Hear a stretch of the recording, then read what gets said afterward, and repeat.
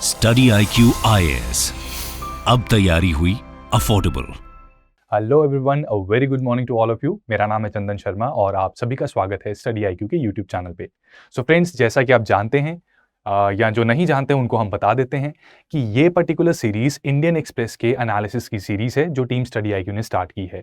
ऐसा क्यों किया है? क्योंकि इंडियन एक्सप्रेस एक ऐसा अखबार है जिसने पिछले कुछ सालों से अपने कंटेंट और अपने मटेरियल की ओरिएंटेशन को यूपीएससी की डिमांड के हिसाब से एडजस्ट किया है। And this particular newspaper can really benefit you in your UPSC exam preparation. तो इसी ऑब्जेक्टिव के साथ हम ये सीरीज स्टार्ट करते हैं। और इंडियन एक्सप्रेस में भी ऐसा है कि सारा का सारा अखबार का एनालिसिस करना इतना ज्यादा जरूरी नहीं होता। इसके अखबार में यही खासियत है कि इसके 3 ऐसे सेक्शंस हैं जो बहुत ज्यादा जरूरी हैं और उनका ना रेट ऑफ रिटर्न ज्यादा मिलेगा आपको। यानी कि इन 3 सेक्शंस में अगर जो चीजें आ रही हैं आप उनको रेगुलरली और कंसिस्टेंटली फॉलो कर रहे हैं तो आपका ज्यादा फायदा है। वो 3 सेक्शंस हैं, आइडियाज पेज, एडिटोरियल्स और एक्सप्लेन्ड सेक्शन। लेकिन इसी के साथ साथ एक और चीज है इंडियन एक्सप्रेस की, यूपीएससी एसेंशियल्स। ये पार्ट आता है ऑनलाइन मीडिया में, राइट। इंडियन एक्सप्रेस की वेबसाइट पे ये चीज आती है। और आज का ये वीडियो स्पेशल रहने वाला है क्योंकि ये चीज हम जो ऑनलाइन पे आती है, ठीक है, प्रिंट एडिशन में ये कई बार चीजें मिस हो जाती हैं, प्रिंट एडिशन में अक्सर छूट जाती हैं। तो ऑनलाइन एडिशन का हम इस्तेमाल करते हुए आपके साथ इन चीजों को भी कवर करेंगे ताकि आपकी यूपीएससी प्रिपरेशन में जो इंपॉर्टेंट चीजें हैं वो मिस ना हो जाए। और आम जनता को भी इन चीजों के बारे में पता होना चाहिए क्योंकि ना केवल ये चीजें इंटरेस्टिंग है बल्कि आपको थोड़ा और ज्ञानी बना देती हैं, राइट। तो जो आपस में कई बार वार्तालाप करना होता है ना अपने यार दोस्तों के साथ, तो वहां पे अगर आप अपने कुछ ये पॉइंट्स बताएंगे जो हम इन वीडियो सेशंस में डिस्कस करते हैं, you will look a little more intelligent, right. और ये हर किसी का अरमान रहता है कि अपने दोस्तों में, अपने पीयर ग्रुप में वो थोड़ा स्मार्ट नजर आए, ठीक है। तो इसी के साथ आज के सेशन को स्टार्ट करते हैं। और ये मैंने आपको बता दिया कि यूपीएससी एसेंशियल्स को हम डिस्कस करेंगे और एमसीक्यूज को काफी सॉल्व करेंगे। तो जो लोग यूपीएससी के साथ साथ बाकी एग्जाम्स की भी तैयारी कर रहे हैं जैसे कि defence exams, AFCAT, state civil services, even SSC, उनके भी काम आ सकता है ये सारा कुछ, ठीक है, जो हम यहाँ पे डिस्कस करेंगे। एंड एक चीज सबके लिए, हर कोई ना कहता है कि यार मोटिवेशन दे दो मुझे, यूपीएससी की तैयारी कर रहा हूँ, डिमोटिवेशन आ रही है, मोटिवेशन दे दो। तो दरअसल यार सवाल ये है कि क्या हमेशा ही मोटिवेटेड रहना है? क्या नेगेटिव थॉट्स कभी आते नहीं है? हमेशा हमें क्या पॉजिटिव थॉट्स ही रखने चाहिए? तो दोस्तों इसका जवाब है कि नेगेटिव थॉट्स तो ना आएंगे। अगर हम इंसान हैं और संघर्ष कर रहे हैं एक ऑब्जेक्टिव को अटेन करने के लिए जो अभी हमसे दूर है, तो नेगेटिव थॉट्स तो देखो आएंगे। लेकिन फर्क बस इतना है कि उन नेगेटिव थॉट्स को ना एक गेस्ट की तरह, एक मेहमान की तरह ट्रीट करना है। जिसको आप इतना पसंद नहीं करते वो मेहमान भी चिड़चिड़ा है, और अगर उसकी ज्यादा खातिरदारी नहीं ना करोगे आप तो अपने आप चला जाएगा, राइट। और बेस्ट तरीका जो है नेगेटिव थॉट्स को दूर करने का वो है कि आप एक्शन ओरिएंटेड रहें। बात सीधी सी ये है कि वेला मन शैतान का घर। अगर आप बिजी रहेंगे, अपने एक्शन में बिजी रहेंगे, ठीक है, वो एक्शन कोई भी हो सकता है। अगर आप स्पोर्ट्स पर्सन हैं तो अपनी ट्रेनिंग पे यानी कि फिजिकल फिटनेस के ऊपर ध्यान दीजिए, तो आप ऐसे नेगेटिव थॉट से दूर रहेंगे। अगर आप स्टूडेंट हैं तो अपनी पढ़ाई पे ध्यान दीजिए, राइट। और पढ़ाई पे नहीं देना तो खेलकूद पे दे दीजिए। और अगर यूपीएससी एस्पिरेंट हैं तो अपनी स्ट्रैटेजी के ऊपर ध्यान दीजिए, अपने मटेरियल, स्टडी मटेरियल के ऊपर ध्यान दीजिए और कंसिस्टेंटली कुछ ना कुछ प्रैक्टिस करते रहिए। ये जब आप वेले बैठते हैं ना, तब जो टाइम निकल जाता है उसका जो रिग्रेट आता है, दैट लीड्स टू नेगेटिविटी, ठीक है।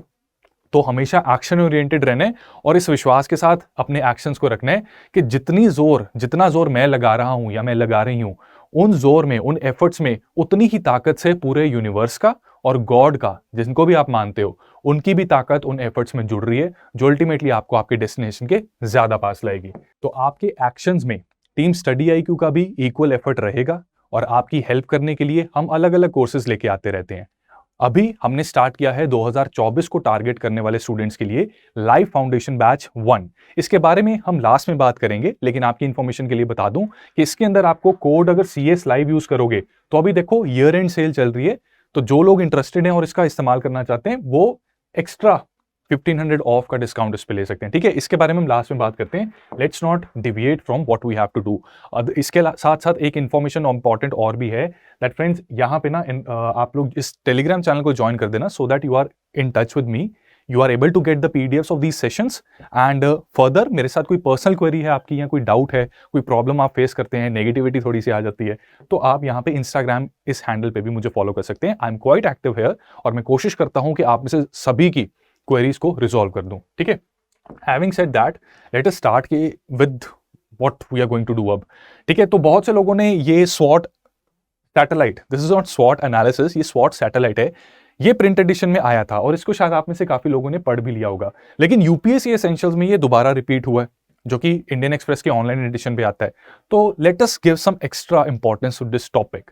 सिलेबस के साथ अगर बात करेंगे तो साइंस एंड टेक्नोलॉजी का पार्ट है ये, स्पेस अवेयरनेस, इस लिहाज से आपको इसके बारे में पता होना चाहिए। तो दरअसल हो ये रहा है कि स्पेस एक्स रॉकेट, ठीक है, जिसका नाम फैल्कन 9 है, उसने यूएस और फ्रेंच, इन दोनों कंट्रीज की जो स्पेस एजेंसीज हैं, राइट, नासा और फ्रेंच की स्पेस एजेंसी का नाम है CNES, राइट, तो इन दोनों ने मिलकर एक सैटेलाइट बनाई है। ये सैटेलाइट इस रॉकेट में ऑन बोर्ड है और ये स्टडी करेगी सरफेस वाटर और ओशन टोपोग्राफी को, और यहीं से इसके नाम की शॉर्ट फॉर्म बन जाती है surface water and ocean topography, ultimately becomes स्वॉट, राइट। अब इसकी खास बात यह है, what is so special about this is कि पूरी दुनिया में पहली बार इस तरह का एनालिसिस, इस तरह का सर्वे होने जा रहा है। दैट इज, ये ऐसा पहला ग्लोबल सर्वे होगा जो अर्थ के सरफेस वाटर के चल रहे प्रोसेसेस को स्टडी करेगा, उसके डायनामिक्स को स्टडी करेगा। इससे हमें बेटर अंडरस्टैंडिंग मिलेगी कि क्लाइमेट चेंज के पीछे क्या मैकेनिक्स इन्वॉल्व हैं और इन मैकेनिक्स की वजह से क्या कॉन्सिक्वेंसेस हो सकते हैं, राइट। तो स्वॉट सैटेलाइट की आपको फुल फॉर्म पता लग गई, राइट। इसमें अब टेक्नोलॉजी भी पता कर लो, जिन लोगों को पहले से पता है वो रिवाइज कर लो। यहां पे क्या है कि एडवांस्ड माइक्रोवेव रेडार टेक्नोलॉजी का इस्तेमाल किया जाता है to collect the high definition measurements of ocean, lake, reservoir, river of over 90% of the globe. बहुत ज्यादा डीप में जाने की जरूरत नहीं है, टेक्नोलॉजी का सिर्फ आपको नाम पता हो, नाम है एडवांस्ड माइक्रोवेव रेडार टेक्नोलॉजी। ये सरफेस वाटर को ऑब्जर्व करेगी, सरफेस वाटर का डाटा कलेक्ट करेगी, और ऐसा है कि लगभग पूरी दुनिया कवर हो रही है, सारी की सारी नहीं हो रही लेकिन ऑलमोस्ट पूरी दुनिया कवर हो रही है, क्योंकि हम 90% ऑफ द ग्लोब के ये जितने भी सरफेस वाटर के सोर्सेज हैं, चाहे वो ओशंस हो, लेक्स हो, रिजर्वॉयर हो या रिवर हो, उनको हम कवर कर रहे हैं और उनमें चल रहे ऐसे मैकेनिक्स को स्टडी करेंगे जिससे कि क्लाइमेट चेंज पे असर होता है या वो क्लाइमेट चेंज का कॉन्सिक्वेंस है, राइट। तो आई होप ये चीज आपको समझ लग गई है, ठीक है। अब ये जो स्वॉट सैटेलाइट है, ये दरअसल करेगी क्या कि इसने ना डीप में जाके स्टडी ये करनी है कि ओशंस, आप सब जानते हैं कि ओशंस कार्बन सिंक का काम करते हैं, और है दरअसल ये बात कि जितनी हम कार्बन डाइऑक्साइड एमिट करते हैं ना कहीं ओशन में जाके स्टोर हो जाती है, जिससे कि एक्सेस कार्बन डाइऑक्साइड एटमॉस्फेयर में नहीं है, and that is actually needed. क्योंकि स्मॉल क्वांटिटी में तो देखो कार्बन डाइऑक्साइड जरूरी है, अगर ये ग्रीन हाउस गैस ना हो तो अर्थ की जितनी हीट है रात के टाइम सारी की सारी एस्केप कर जाए, और रात would be like very extreme cold, और दिन में एक तपता हुआ सूरज की तरह हम पूरे गर्मी में झुलस जाएंगे, ठीक है। तो कार्बन डाइऑक्साइड देखो जरूरी तो है, लेकिन इसकी एक्सेस क्वांटिटी बहुत ज्यादा हीट प्रोड्यूस कर सकती है, and that is not good, and that is where oceans come into the picture, क्योंकि ये एब्जॉर्ब कर लेते हैं इस तरह की कार्बन डाइऑक्साइड को, ठीक है। इतनी ज्यादा कि 90% से ज्यादा ये जो एक्सेस हीट है ना इस कार्बन डाइऑक्साइड से प्रोड्यूस हुई, राइट, एंथ्रोपोजेनिक फैक्टर्स की वजह से ये ओशंस इनको एब्जॉर्ब कर रहे हैं, और इस तरह से ओशंस जो हैं एक तरह से नेचुरल रेगुलेटर की तरह काम करते हैं फॉर द ग्लोबल टेम्परेचर। आपने अपने एसी को देखा होगा या पंखों को देखा होगा, एसी में आप अपने रिमोट कंट्रोल से हीट को कंट्रोल कर सकते हो, राइट। अगर आपको ज्यादा ठंड लग रही है तो you can change the temperature and vice versa. उसी तरह ओशन में जो ये प्रोसेसेस चल रहे हैं, इससे ये पूरे अर्थ की हीट को बेसिकली रेगुलेट कर रहा है। अगर ओशंस में कुछ गड़बड़ हुई, या मान लीजिए कि आपके एसी का रेगुलेटर खराब हो गया, राइट, तो वो इतनी कूलिंग नहीं कर पाएगा और आप बहुत ज्यादा गर्मी में झुलस जाएंगे। हालांकि अभी तो गर्मी का मौसम नहीं है, काफी सर्दी है, तो आप फर्ज के लिए कर लीजिए कि अगर आपके हीटर का रेगुलेटर खराब हो जाए तो तब भी कुछ उल्टा केस बन सकता है, ठीक है। तो ओशंस एक रेगुलेटर की तरह काम करते हैं, and they are quite necessary, और ये प्रोसेस अगर हम समझ लें तो हम आने वाले सालों में बेटर यूज कर सकते हैं, बेटर समझ सकते हैं, और ऐसे प्रोसेसेस खुद से बना सकते हैं जिससे कि कार्बन डाइऑक्साइड जो है वो ओशंस के अंदर ट्रैप होती रहे, और ये नौबत ना आ जाए कि ओशंस जो अभी कार्बन डाइऑक्साइड को अब्सॉर्ब कर रहे हैं, एक पॉइंट के बाद अगर एब्जॉर्प्शन होनी शुरू हो गई ना, तो वहां पे कार्बन डाइऑक्साइड ये रिलीज करना स्टार्ट कर देंगे, ठीक है। स्वॉट सैटेलाइट का यही काम है कि उस टिपिंग पॉइंट को ढूंढना कि जहां पे एक क्वांटिटी के बाद oceans will no longer absorb the carbon dioxide, rather वो बाहर छोड़ना शुरू कर देंगे कार्बन डाइऑक्साइड को, राइट। तो ये चीज आपको समझनी जरूरी है, ठीक है।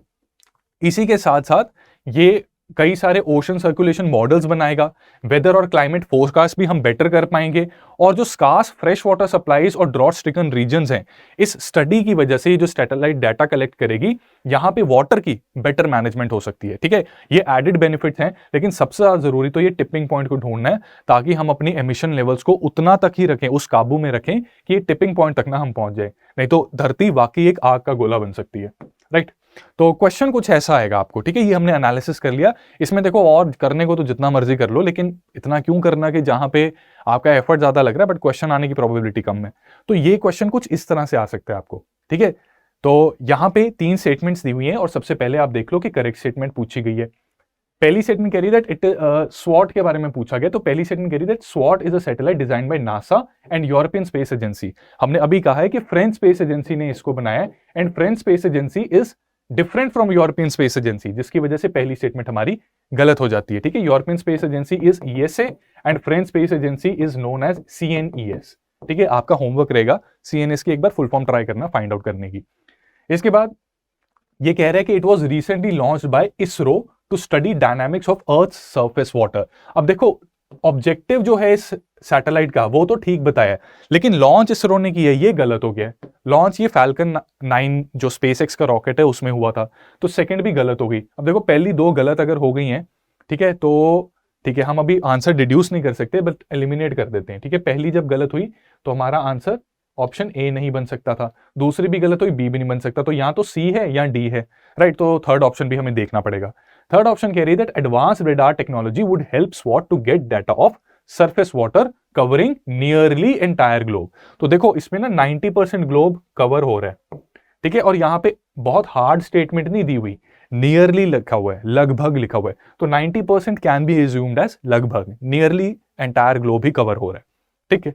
तो ऑप्शन 3 यहां पे करेक्ट हो जाती है। तो इसका जो करेक्ट आंसर बनता है वो बन जाता है ऑप्शन सी। एक और क्वेश्चन देख लेते हैं। यहां पे भी 2 statements are given and true statement जो है वो फाइंड आउट आपने करनी है। पहली स्टेटमेंट कह रही है दैट स्वॉट जो है it is developed by US space agency in collaboration with its counterparts in France. बात वही है, ठीक है। यूएस स्पेस एजेंसी कौन है? नासा, और इसके काउंटरपार्ट जो फ्रेंच में है वो हो गया सीएनईएस, ठीक है। तो पहली स्टेटमेंट करेक्ट होगी। दूसरी स्टेटमेंट कह रही है that one major thrust of the mission is to explore how oceans absorb atmospheric heat and carbon dioxide in a natural process that moderates global temperature and climate change। ये statement भी correct है। हमने अभी यही बात तो की है कि ओशंस का जो मैकेनिज्म है जिससे वो कार्बन डाइऑक्साइड और उससे जनरेट हुई हीट को एब्जॉर्ब करते हैं वो समझना है, यही तो कह रही है दूसरी स्टेटमेंट। तो दोनों ही स्टेटमेंट्स करेक्ट हो जाती हैं। इस केस में भी हमारा आंसर सी बन जाता है, ठीक है। जिन लोगों ने इसको करेक्टली सॉल्व किया है, do give yourself a treat today, ठीक है। आपको ये सारी चीजें समझ आ रही हैं, इसका मतलब ये है कि आप अपनी यूपीएससी की जर्नी में एक सही डायरेक्शन में जा रहे हो, राइट। ऐसे क्वेश्चंस आएंगे और जिसने ये समझ लिया ना कि क्वेश्चन किस तरह का आ सकता है, उसके बाद वो जो भी पढ़ेगा ना उसमें वो सिर्फ रेलिवेंट चीजों के ऊपर जोर देगा, राइट। और ये चीज हमें पता कहां से लगती है कि क्वेश्चन कैसे आ सकता है। एक तो आप प्रैक्टिस कीजिए, हम इस एक्सरसाइज में रेगुलरली प्रैक्टिस करेंगे। Even the Telegram channel that I told you, वहां पे भी we are going to practice regularly. जितने क्वेश्चंस हैं, एक्स्ट्रा क्वेश्चंस भी मैं वहां पे पोस्ट करता रहूंगा, और इसी के साथ साथ प्रीवियस ईयर क्वेश्चंस को जरूर देखना फ्रेंड्स, ठीक है। ये नहीं सोचना कि स्टैटिक का है कि करंट का है, करंट का पहले आ गया तो अब क्यों आएगा। पिछले साल के करंट अफेयर्स के भी क्वेश्चन देखना, क्योंकि उससे आपको पता लगेगा कि इस साल चल रही हुई न्यूज में से भी कौन सी चीज इंपॉर्टेंट हो सकती है, ठीक है। तो आगे बढ़ते हैं। Now this is really really really interesting news. Personally मेरे को तो मजा आ गया ये न्यूज पढ़ के, ठीक है। बहुत ज्यादा इंफॉर्मेशन मिलती है, और एज एन इंडियन, मतलब जो भी इंडियन है ना और अपने देश के प्रति एक बहुत सद्भावना रखता है, वो बहुत प्राउड फील करेगा इस न्यूज आइटम के बाद, ठीक है। तो सिलेबस के साथ अगर इसका हम लिंकेज करें तो हमारे कल्चर का पार्ट बनता है अष्टाध्यायी, ठीक है। एंशिएंट इंडिया में भी हम लोग पढ़ते हैं, राइट। एंड ये कहीं ना GS3 के कंपोनेंट के साथ भी लिंक करता है, जो कि है achievement of Indians in science and technology, right. यहां पे एक इंडियन अचीवमेंट के बारे में बताया हुआ है इन साइंस एंड टेक्नोलॉजी, तो उस लिहाज से ये इंपॉर्टेंट है। अब देखो अष्टाध्यायी ना पन्नी ने लिखी थी काफी पहले, एंशिएंट इंडिया के टाइम पे ये लिखी गई थी। अभी दोबारा न्यूज में ये इसलिए आई है क्योंकि doctor Rishi Rajpopat, he is a scholar, और इनका क्लेम है कि इन्होंने संस्कृत की जो सबसे बड़ी पहेली थी ना एक, उसको सॉल्व कर दिया है। और ये सबसे बड़ी पहेली जो थी ये एसोसिएटेड है अष्टाध्यायी के साथ। अष्टाध्यायी एक ग्रामर वर्क है, ग्रामेटिकल वर्क है, ठीक है, treatise on Sanskrit grammar, right. अभी हम समझते हैं कि व्हाट इज अष्टाध्यायी, क्या क्या चीजें हैं, ठीक है, एक एक करके समझते हैं ताकि हमारे पूरे फ्लो में हमारे दिमाग में ये सारी बातें चलती रहें। अब ये जो सबसे बड़ी पजल है ना, इस पजल को सॉल्व करने की वजह से क्या है कि संस्कृत को मशीन लैंग्वेज में कन्वर्ट किया जा सकता है और अल्टीमेटली कंप्यूटर्स को ट्रेन किया जा सकता है to understand Sanskrit. This would be the first time, दुनिया में पहली बार ऐसा होगा कि कंप्यूटर्स को संस्कृत सिखाई जा पाएगी, राइट। और ये सारा का सारा जो सोर्स बन रहा है ना कि कैसे सिखाई जाएगी, ये बन रहा है अष्टाध्यायी से। अष्टाध्यायी में एक अनोमली थी, वो कोई भी समझ नहीं पा रहा था कि जब ग्रामेटिकल रूल्स अप्लाई करने संस्कृत के, तो उस अनोमली को हम कैसे सॉल्व करें। डॉक्टर ऋषिराज पोपट ने उस अनोमली को सॉल्व करके बहुत बड़ा रास्ता खोल दिया है for computers to use Sanskrit, right. And being one of the most scientific language, ये कंप्यूटर इंजीनियरिंग की पूरी दुनिया बदल सकता है, पलट सकता है, राइट। तो अनफॉर्चुनेटली यहां पे टेक्स्ट जो है थोड़ा सा अलग आ गया, लेकिन आपको जो पीडीएफ मिलेगा वहां पे ये जो स्क्रिप्ट है, देखो ये होती है anomaly, right. This particular computer now see what is happening है, ये मेरे लैपटॉप में ये जो लैंग्वेज मैंने यहां पे यूज की ना, वो उस कंप्यूटर को पता थी, लेकिन the system that we are using in our class, उसको बेचारे को ये समझ नहीं आया और उसने क्या कर दिया, गोल गोल डब्बे बना दिए एक जैसे दिखने वाले, राइट। अब हमें पता ही नहीं लग रहा कि क्या लिखा था, है ना।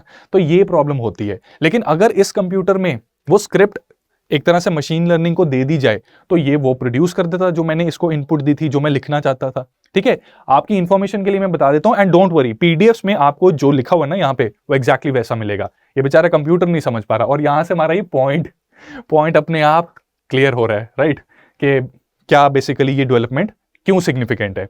तो दरअसल पन्ननी का ना टाइमलाइन मैंने बताई थी यहाँ पे, कि पन्ननी की ना टाइमलाइन, जो संत पन्ननी भी कई लोग कहते हैं, and he is very respected scholar. तो पन्ननी जी की टाइमलाइन ऐसी है कि ये फिक्स नहीं है, अलग अलग सोर्सेज ना इनको अलग हिस्ट्री में अलग अलग टाइम पीरियड्स में बिठाते हैं। तो कुछ सोर्सेज ये सजेस्ट करते हैं कि he existed, he was there during 4th century BC, जब अलेक्जेंडर की इन्वेजन चल रही थी, यानी कि अलेक्जेंडर के ये कंटेम्प्रेरी थे। लेकिन कुछ और सोर्सेज कहते हैं कि इससे भी 200 साल पहले मौजूद थे, 6th सेंचुरी बीसी में, यानी कि जब बुद्धा जी और महावीर जी का टाइम चल रहा था, यानी कि उनके कंटेम्प्रेरी हैं, राइट। तो टाइमलाइन पे ना क्लैरिटी कम है इनकी। तो जिस चीज पे क्लैरिटी थोड़ी कम होती है ना, even UPSC avoids asking this such questions, right. But फिर भी आपकी इंफॉर्मेशन के लिए बता दिया कि 2 पर्टिकुलर टाइम पीरियड्स हैं जहां पे इनकी प्रेजेंस को एसोसिएट किया जाता है। हैविंग सेड दैट, अब देखते हैं कि ये किस रीजन को बिलोंग करते थे, क्योंकि देखो अष्टाध्यायी अगर आ गया ना न्यूज में, तो पन्ननी जिन्होंने वो लिखी है वो भी ऑटोमेटिकली पार्ट बन जाते हैं, and there is very high probability कि यहां से आएगा क्वेश्चन, वेरी हाई, ठीक है। तो ये सलतूरा में रहते थे, जो कि गंधार रीजन का पार्ट था, और आज की डेट में अगर आप देखोगे तो ये पाकिस्तान में लाई करता है, ठीक है। It's part of Pakistan. हमारा बहुत सारा जो एंशिएंट इंडिया का पार्ट है वो आज की डेट में पाकिस्तान की तरफ चला गया। तो this is one of that places. और ये स्कॉलर थे, इनका जो एसोसिएशन था ना, ये तक्षशिला यूनिवर्सिटी के साथ भी था। तक्षशिला आप समझ लो कि उस जमाने की ना आईआईटी होती थी, क्योंकि इस यूनिवर्सिटी ने चाणक्य यानी कौटिल्य और चरक ऐसे स्कॉलर्स को पैदा किए, और पन्ननी भी इसी यूनिवर्सिटी के साथ एसोसिएटेड थे। तो उस टाइम का काफी ज्यादा एडवांस इंस्टीट्यूट होता था of research and development, right. तो अगेन हमारा यहाँ पे बेचारा ये कंप्यूटर इस स्क्रिप्ट को समझ नहीं पा रहा, तो मैं आपको चलो बता देता हूं ये क्या है। अष्टाध्यायी जो है ना, इसका लिटरल मीनिंग है 8 चैप्टर्स, ठीक है, ये 8 लिखा हुआ है, सो 8 चैप्टर्स, 8 चैप्टर्स हैं इसमें, और ये बेसिकली क्या बताते हैं, ग्रामेटिकल रूल्स बताते हैं। ग्रामेटिकल रूल्स आप सबको पता है कि अगर इंग्लिश भाषा हम लोग बहुत घिसाते हैं, ठीक है, हिंदी को तो हिंदी में भी, खैर हिंदी में और भी अच्छे रूल्स होते हैं, जैसे इंग्लिश या हिंदी दोनों में है कि जैसे अगर हमने प्लूरल यूज करना है कि हम जा रहे हैं, ठीक है, तो हम जाता है नहीं बोलते, हम जाता है, हम चलता है, ये थोड़ा टपोरी भाषा हो जाती है। जो शुद्ध भाषा है उसमें कहा जाता है हम जा रहे हैं। इंग्लिश में बन जाता है we are going, we is going नहीं है। तो बेसिकली रूल्स बताते हैं कि किस तरीके से हमने इंग्लिश के अलग अलग वर्ड्स को यूज करना है। इसके साथ साथ ये भी कुछ रूल्स हैं जिससे कि 2 पर्टिकुलर वर्ड्स को आपस में कंबाइन करके एक तीसरी आइटम को डिफाइन किया जा सकता है, ठीक है। जैसे कि मैकेनिक्स एक वर्ड है, और इसके साथ अगर आइजेशन लगा दें, आइजेशन, तो ये उस प्रोसेस को डिनोट करेगा जो कि एक पर्टिकुलर चीज को मैकेनाइज कर रही है, यानी उसमें मैकेनिक्स इन्वॉल्व हो रहे हैं, ठीक है। तो मैकेनाइजेशन ये एक एग्जांपल है, मैकेनाइजेशन। ठीक है, ये चीज है। और हिंदी में भी हम जैसे समास, शब्द संधि, ये सारी चीजें पढ़ते हैं, तो उससे भी दो शब्दों को जोड़कर आपस में एक तीसरा शब्द बनता है जो एक नई चीज बताता है, तो वो भी उसके भी रूल्स होते हैं जिससे कि वो चीज की जा सकती है। तो अष्टाध्यायी में पन्ननी जी ने 4000 ऐसे रूल्स दिए थे जिससे कि संस्कृत को किस तरीके से यूज करना है, संस्कृत के शब्दों को, सेंटेंसेस को कैसे फॉर्म करना है, उसके बारे में हमें पता लगता है। ठीक है, तो जैसे आप मैथ्स में भी पढ़ते हैं, मैथ्स में आपने ये टर्म देखी होगी, बॉड मास।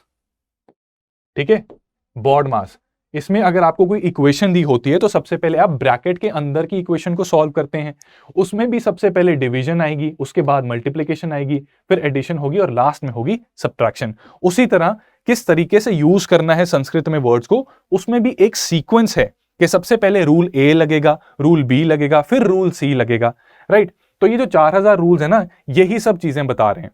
ठीक है, तो यहां पे इस अष्ट अध्याय की जो पन्ननी द्वारा लिखी हुई जो अष्ट अध्याय है, इसमें एक और चीज आपको यह बता दूं कि ऐसा नहीं कि ये इकलौती ट्रीटीज है on Sanskrit grammar. Ancient India में इनके बाद भी कई संस्कृत स्कॉलर्स आए जिन्होंने अलग अलग ग्रामेटिकल ट्रीटीज लिखी। उनकी एग्जांपल्स आप कुछ याद कर लीजिए, ठीक है, क्योंकि अष्टाध्यायी तो आ ही गई है न्यूज में, कुछ और भी पढ़ लेंगे तो आपको फायदा ही रहेगा। तो महाभाष्य भी एक ऐसी ही ट्रीटीज थी, ये पतंजलि ने लिखी थी। कासिक वृत्ति ये जयादित्य ने लिखी थी, और वामना भी थी। ठीक है, एंड ये कासिक वृत्ति बेसिकली जयादित्य और वमन ने लिखी थी, और ये कमेंट्रीज थी ऑन पन्ननी, राइट। अब कमेंट्रीज क्यों देनी पड़ी ये भी समझ लेते हैं। ठीक है, तो दरअसल इसमें ऐसा था कि यहाँ पे जो 4000 ग्रामेटिकल रूल्स है ना, इनको यूज करके बेसिकली मशीन लैंग्वेज की तरह यूज हो सकता था, ये लैंग्वेज मशीन बन सकती थी। कहने का मतलब ये है कि इन रूल्स को यूज करके आप कुछ भी इनपुट करेंगे, जैसे कि मैंने बताया कि दो अलग अलग शब्दों को कैसे बनाना है, राइट, एक सेंटेंस को कैसे फॉर्म करना है, तो this acted as language machine. ठीक है, ये चीज आप, आई होप ये चीज आप समझ गए हैं। एंड यहाँ पे रूट और सफिक्स को लेके कुछ रूल्स थे, और उसमें आप करेक्ट ग्रामेटिकल सेंटेंसेस बना सकते थे। लेकिन प्रॉब्लम आई, जो एनॉमली आई वो आई कि जब 2 से ज्यादा रूल्स अप्लाई हो सकते थे, तब स्कॉलर्स कंफ्यूज हो जाते थे कि कौन से रूल को अप्लाई किया जाए। हालांकि इस किताब में, इस ट्रीटीज में, पन्ननी ने खुद एक इसको रिजॉल्व करने के लिए एक श्लोक लिखा हुआ था, राइट, कि अगर एनॉमली आती है तो वो श्लोक के थ्रू हम उसको समझ सकते थे।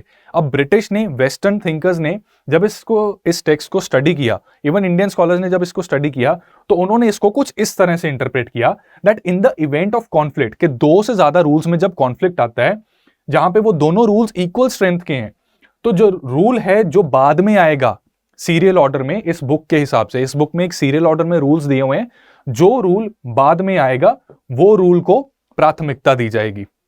ठीक है, ये इस बुक में एक श्लोक था, उसको इस तरह से इंटरप्रेट किया गया to do away with the anomaly, जहां पे 2 से ज्यादा रूल्स अप्लाई हो सकते थे ऑफ इक्वल स्ट्रेंथ। लेकिन हुआ ये कि इस इंटरप्रिटेशन के बावजूद कई जगह पे एनॉमली अभी भी आ रही थी, वो संस्कृत को ठीक से यूज करने में दिक्कत अभी भी आ रही थी। ऋषि राज, जो डॉक्टर ऋषि हैं, उन्होंने बेसिकली सोल्यूशन जो दिया वो कुछ ऐसा है that what Panini actual meant was that for rules applying to the left and right side of the word, readers should use the right hand side rule. ठीक है, तो जो सीरियल ऑर्डर समझ रहे थे कि जो बाद में आ रहा है उसको अप्लाई करेंगे, यहां पे दरअसल साइड देखनी थी, क्योंकि सीरियल ऑर्डर में लेफ्ट साइड का रूल हो सकता है बाद में आ रहा हो, और उसको अगर अप्लाई करोगे तो ठीक से वो यूज नहीं हो पाएगा। तो इन्होंने उसकी सही इंटरप्रिटेशन बताई कि शब्द में, सेंटेंस में जब रूल आएगा, तो जहां पे वो रीडर पढ़ रहा है, रीडर की लेफ्ट साइड में अगर वो रूल आ रहा है, भले ही पन्ननी की जो बुक है उसमें वो बाद में आए, लेकिन पढ़ते टाइम उस सेंटेंस में वो पहले आए, तो उसकी बजाय जो राइट साइड वाला रूल अप्लाई जो होगा उसको प्राथमिकता दी जाएगी। अब देखो, इसकी डिटेल में जाने की जरूरत नहीं है, राइट, बस ये समझने की जरूरत है कि किस तरीके से ये एनॉमली आई और उसको किस तरीके से रिजॉल्व किया जा रहा है। अब क्योंकि ये एनॉमली रिजॉल्व हो गई है, तो आप सब जानते हैं कि जो कंप्यूटर में हमें लैंग्वेजेस इनपुट करनी होती है वो बड़े लॉजिकल तरीके से जाती हैं। ठीक है, तो उस लिहाज से अभी एनॉमली रिजॉल्व हो गई है, तो इसकी वजह से it will be very easy to feed this grammar rules into the computer, और उससे एक लैंग्वेज मशीन क्रिएट की जा सकती है कंप्यूटर्स के अंदर, और वो संस्कृत को बहुत ही सही तरीके से समझ सकते हैं।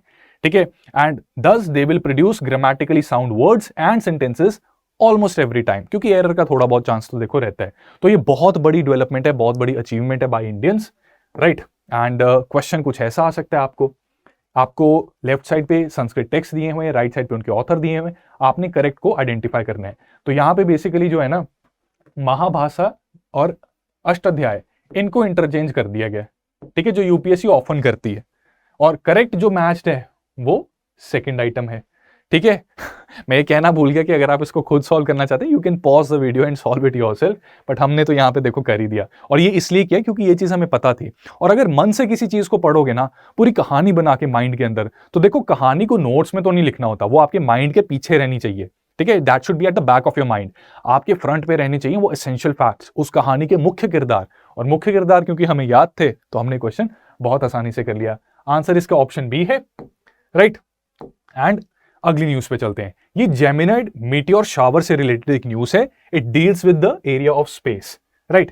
तो सबसे पहले एक बार रिवाइज कर लेते हैं कि मीटियोर या मीटियोर शावर ऐसे होते क्या है। तो मीटियोर्स बेसिकली जो कॉमेट होता है उसके फ्रेगमेंट्स को मीटियोर कहा जाता है। आपका होमवर्क रहेगा कि एनसीईआरटी को एक बार रेफर करके कॉमेट्स क्या होता है एक बार ये रिवाइज कर लेना। और जिन लोगों ने अभी तैयारी बिल्कुल स्टार्ट की है और अभी एनसीईआरटी से शुरू करना चाहते हैं, उनको मैं बता दूं कि दोस्तों एनसीईआरटी के बैच में भी आप एडमिशन ले सकते हैं by using the code CS Live। वहां पे भी आपको डिस्काउंटेड प्राइस पे वो कोर्स मिल जाएगा। तो उसमें एनरोल करके भी आप अपनी एनसीईआरटी जैसी बेसिक फाउंडेशनल बुक्स उनको बहुत अच्छे से रिवाइज करके अपनी यूपीएससी की जो जड़ें हैं ना, उनको मजबूत कर सकते हैं। उसके ऊपर फिर जितनी मर्जी आप स्टैंडर्ड बुक्स पढ़ लो, जड़ें मजबूत हैं तो इमारत तो अपने आप मजबूत होगी, राइट। तो मीटियोर्स कॉमेट्स की ही फ्रेगमेंट्स होती हैं और अर्थ के एटमॉस्फेयर में अगर बहुत ज्यादा स्पीड पे ये एंटर करें तो अर्थ के एटमॉस्फेयर में आपको पता है फ्रिक्शन मिलेगी, फ्रिक्शन से ये बर्न हो जाएंगे और एक बहुत जबरदस्त शावर जैसा, ठीक है, ऐसा लगेगा कि लाइटिंग गिर रही है ऊपर से, राइट। तो दरअसल होता ये है कि जो ऑब्जेक्ट्स हैं, कॉमेट जैसे ऑब्जेक्ट्स जो हैं, ये जब सन के पास आते हैं, राइट, सन के पास आने की वजह से इनके जो सरफेस के ऊपर का जो रॉकी सरफेस होता है वो हीट की वजह से बर्न होना स्टार्ट हो जाता है, जिसकी वजह से they leave a dusty trail behind them. अब सन के पास ये भी आए, अर्थ भी आप जानते हैं कि सन के इर्द गिर्द घूम रही है। तो मान लो ये कोई कॉमेट था, यहां पे डस्टी ट्रेल बना रहा है, अब अर्थ भी इसी ट्रैजेक्टरी से पास से गुजर के जा रही है, तो ये चांसेस होते हैं कि ये जो डस्टी ट्रेल है ये अर्थ के एटमॉस्फेयर में एक तरह से कोलाइड करेगी, एंटर करेगी और एक बड़ा ही सुंदर जबरदस्त इस तरह का फायरी कलरफुल स्ट्रीक बनाएगी स्काई में, which is a very beautiful vision to watch, ठीक है। एक बड़ी स्पेशली लोग टिकट देके ये सब देखने जाते हैं एट पर्टिकुलर लोकेशंस, राइट, जहां पे ये बहुत इजीली विजिबल रहता है, ठीक है। तो यहां पे नासा का ये मानना है कि जो जेमिनाइड शॉवर्स है ना, जेमिनाइड मीटियोर शॉवर्स, ये काफी ज्यादा स्पेशल है as compare to other meteor showers. Why? क्योंकि ये बहुत ही रिलायबल हैं और एनुअली ये आते ही आते हैं, राइट। इनका एक फिक्स टाइम होता है एनुअली आने का, so that makes them very reliable. और न्यू मून कंडीशंस में, यानी कि अमावस की रात को जब स्काई ज्यादातर डार्क दिखेगा, वहां पे इनको ज्यादा क्लियरली देखा जा सकता है and we can basically see 100 to 150 meteors per hour. तो बड़ा ही सुंदर नजारा होता है वो। लेकिन क्योंकि इस बार जो ये आ रहे हैं वहां पे हमें ब्राइट मून मिलेगा, ठीक है, moon will be quite bright, तो इसलिए 100 to 150 मीटियोर्स तो नहीं, पर फिर भी 30-40 मीटियोर्स पर आवर हम देख सकते हैं नॉर्दर्न हेमिस्फेयर में, और वहां पे भी काफी सुंदर नजारा ये देखने को मिल सकता है, ठीक है। और ये इतने ब्राइट हैं कि हालांकि स्काई डार्क नहीं है पर फिर भी हम इसको देख पा रहे हैं। अब ये समझते हैं कि जेमिनाइड जो है इसमें और क्या स्पेशल चीज है, ठीक है, मीटियोर शावर है और इसकी इतनी चर्चा क्यों हो रही है।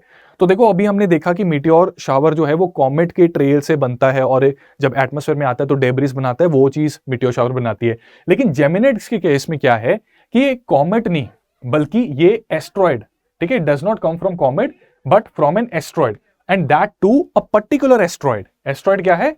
3200 फैथॉन, ये उस एस्ट्रॉयड का नाम है। और आप सब जानते हैं कि एस्ट्रॉयड भी थोड़े से बड़े होते हैं, उनका भी एक फिक्स्ड रेवोल्यूशन का पीरियड होता है सन के इर्द गिर्द। इसी रीजन की वजह से ये एनुअली काफी रिलायबली आ जाते हैं नजर हमें स्काई में, ठीक है। जबकि जो कॉमेट्स होते हैं वो थोड़ा उनका इरेगुलर पाथ रहता है and that's why they are not that reliable. अब 3200 फैथॉन जो है इसको अक्टूबर 11, 1983 में डिस्कवर किया गया था।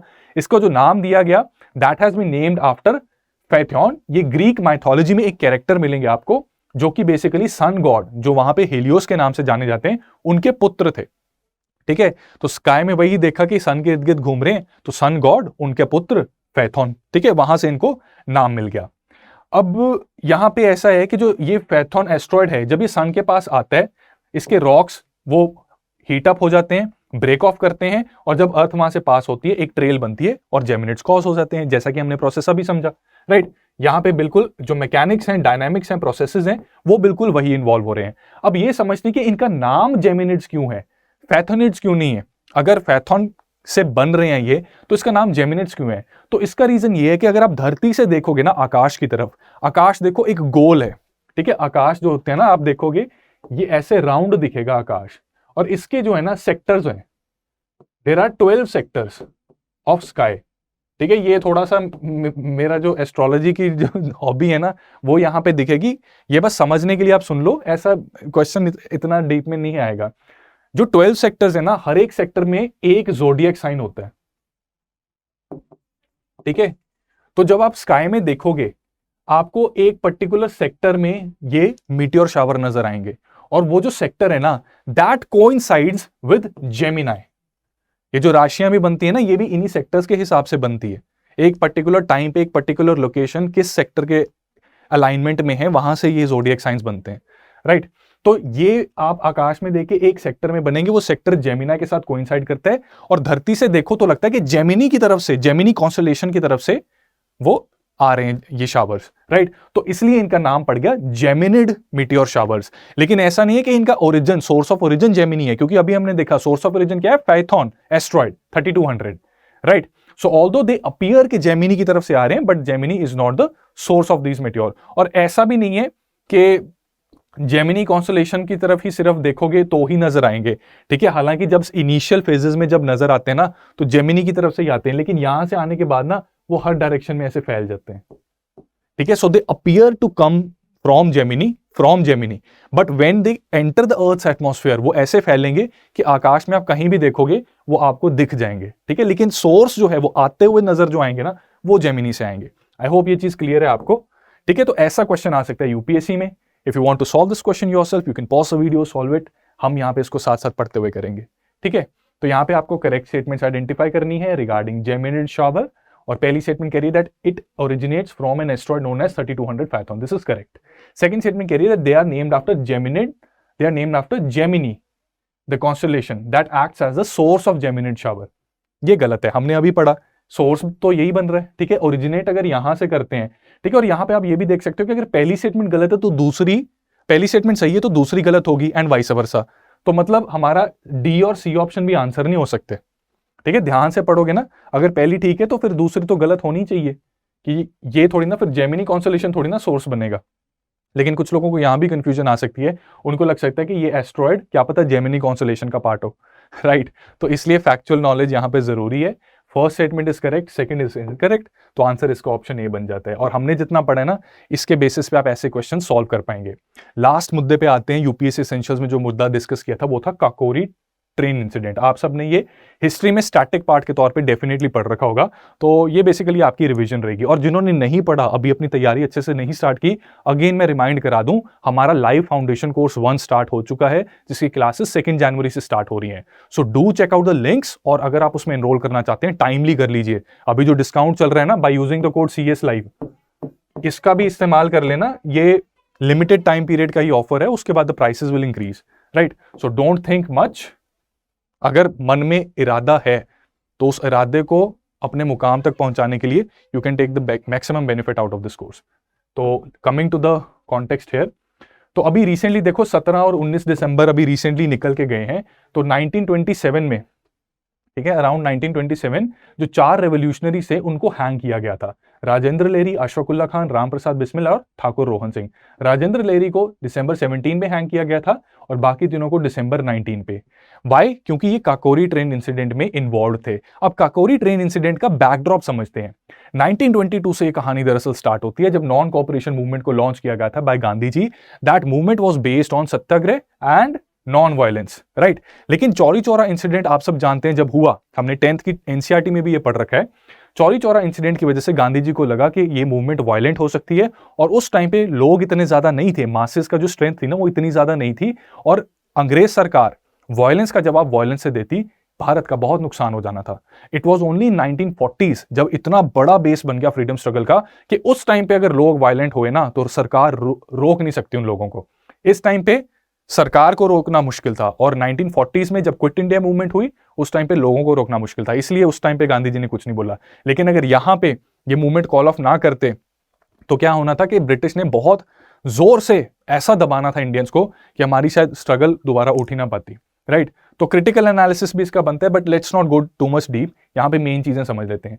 तो चौरी चौरा इंसिडेंट के बाद ये मूवमेंट वापस ले ली गई, हालांकि इंटरनल डिसएग्रीमेंट थी कांग्रेस में, ठीक है। और इसको वापस लेने के बाद बहुत से यूथ जो थे वो डिसइल्यूजन हो गए थे, उनका गांधी जी से ना कहीं विश्वास उठ गया था। उनको लगा कि क्या बातें कर रहे हो यार सत्याग्रह की, नॉन वायलेंस से भी क्या आजादी मिलेगी, वायलेंट करो यार, ये सारी चीजें, हम वायलेंस से आजादी लेंगे। और उस टाइम पे ना ठीक भी था, क्योंकि वहां पे जब ये इतनी बड़ी मूवमेंट अपना असर दिखाना स्टार्ट कर रही थी, राइट, उस टाइम पे इस मूवमेंट को वापस ले लिया, तो कुछ यंग लोगों का ये मानना गलत नहीं था, अपनी जगह वो ठीक थे, राइट। तो उन्होंने, इन्हीं यंग लोगों ने एचआरए को फाउंड किया।